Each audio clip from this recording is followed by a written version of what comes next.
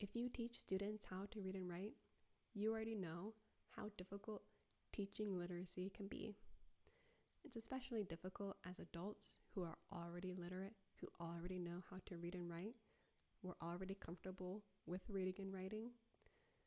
It's easy for us to forget what that feels like to learn to read and write for the first time. It's also difficult to understand what's important and what it takes to learn to read and write.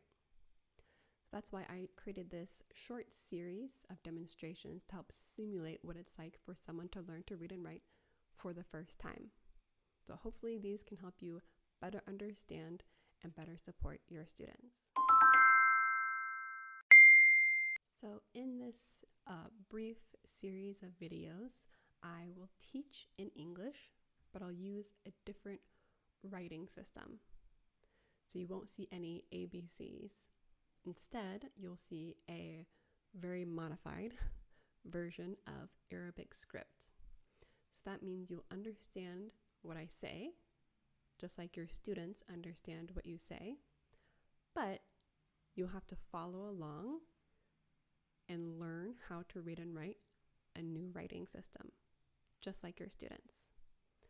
So this won't replicate exactly what your students experience, but it will give you a better idea of what it feels like and what is needed in literacy instruction. So if you've heard of Scarborough's rope, you'll notice that the focus is primarily on phonological awareness and decoding. So these are certainly not the only components needed in literacy instruction, but they can be especially difficult to understand. So the methods that I use in these videos are called segmenting and blending.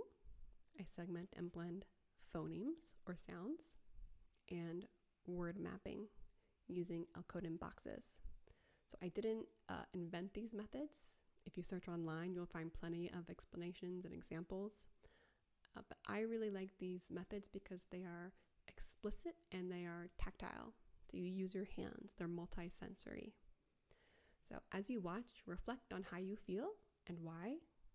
What do you think works in these methods? What is effective, right? What should be added? What's missing?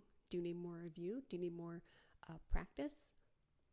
So what other exercises or activities or explanation would you do or give in the classroom with your students? So I hope these short demonstrations help you understand and support you in your teaching.